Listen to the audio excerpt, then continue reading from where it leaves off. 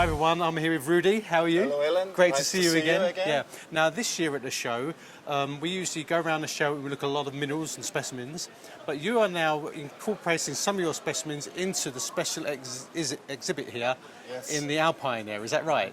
Yes, correct. Right. You got the correct information. Right. So unusually now, it's rather than seeing what you're selling and what you're showcasing, we're going to see some material that's very special to you that you're putting in the main exhibition. Yeah, this is a very good chance this year to have a look of some of the pieces from my collection that I bring for the exhibition. Okay, let's have a look. Welcome in. Okay, what do we have first? First we have a very special quartz wow. from Cavradi. Look at this. Maybe you recognize the piece because it was the cover piece on the mineral supplement for Austrian collectors from Mineralogical Records. Wow, so this was a couple of years ago. This is a figured specimen on the front cover. Yes, on of the an front important cover. publication for the Stralers and collectors of Alpine Minerals. Yes. And this is from Cavradi, so that's From Cavradi, famous for hematites as well. Yeah, it's normally famous for hematite. And if you look very closely, you find a little, and you find the Cavradi schist matrix. All right, yeah. And for the quartz, you can see also it's not totally clear. It's also a little bit smoky. Slightly It has this smoky. slightly smoky color, which is very common for Cavradi. What an unusual form. Yeah, the of the form crystals. is like I call it the butterfly because of the quartz on the bottom and then the twinning quartz on the top. But you've also got something here at the back as well. Look, it's almost like, I won't say it's a propeller twin, but it's almost like a propeller if this was growing out, which is it's a common triple- feature of some trigonal minerals. Yeah. But that is really it's hard beautiful. to explain what it is, but it looks like natural art, and it's 360-degree Yeah, all around. total floater and very special. And for it's that. got a fantastic luster as And well. this was found about 5 years ago. 5 years ago. So it's pretty new. It's not too long. So of course, I think one of the great things is many people can see the specimens in publication, Yes. but to actually see the actual object on that publication puts a whole new context, doesn't it, to looking at it. I thought it's a good idea because most people only know the photo and now have the chance to see The actual piece thing. in the exhibition and here on the video. Oh, that's beautiful. Perfect closed gwindle on matrix That from is there. that is like a piece of candy on matrix. Yes. Look at that. Now gwindles, of course, are very famous in Alpine mineralogy. They're very collectible.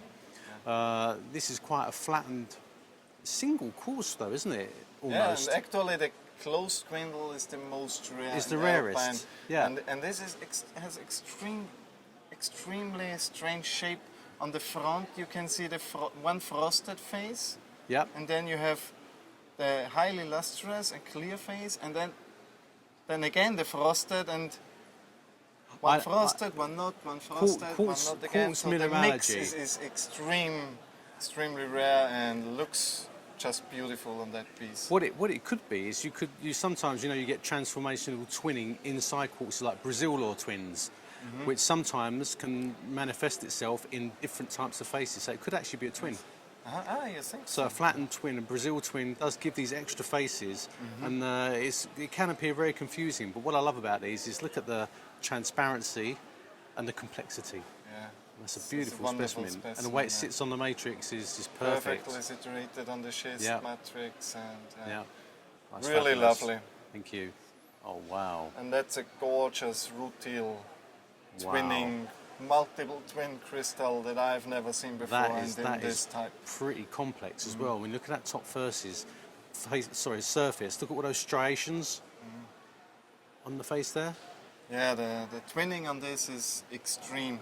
It's so much twinning you would believe the rutile has a termination. Termination, yeah, but that's it's right. the side face from the twinning. Yeah. It's going up this way and then back again. And on the front, you can see the twinning here, the multiple Coming down, yeah. coming down again. This side, yeah, on this side, yeah. And it's a thick crystal. Is Very that one of thick. the biggest for the locality? From ever this found? find, this was a pretty big find, but this was by far the best crystal Best on crystal. matrix. Yeah. Well, that's I think fabulous. it was found maybe in the 80s or 90s. So it's a pretty old specimen. I got directly from the Strala who found it. And you're sort of getting, I know it looks black in this light, but you get a slight brownish coloration to it, don't you? That bronze colour to it. And if you look at the top, it's getting reddish also. Reddish, here. yeah. Which is very indicative side. of the mineral. This is a fantastic specimen. One of the very top rutile specimens I have seen from the Alps. From there, yeah. Wow, thank you.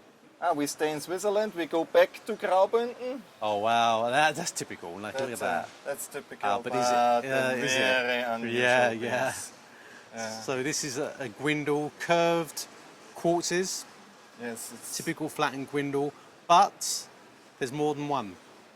actually it's three. Three. You have one gwindle here, a second This on way, the leaning on the back, here. And also the front. This part is also a gwindle. And one so you here. have three gwindles in one piece. There, and there. Yes. That And is unusual. It's unbelievable. And the funny thing is, if you look through this face, you can see the second gwindle Yes, on you the can. back. You can see it here, can't You you? can see the shape of the back, so they're leaning each to other, but still you see all three gwindles. Let's turn it round. Yeah. Yeah, you can see here. Look at Yeah, that. it's better visible from the back side also. So even here you have the full gwindle on this side. So it's almost like the whole thing is curving as well, isn't it? It's like a the a whole bowl. thing is yeah, like a the bowl. whole thing is curved. If you look from the top, you can see the bowl the best. Yeah. It's very, very three-dimensional. It's a gwindle. It's a gwindle, triple gwindle. That is absolutely Yes, superb. It's one of the very, very best I have seen from Swiss. It's not the biggest, but for curiosity, it's absolutely And top. these all in your collection?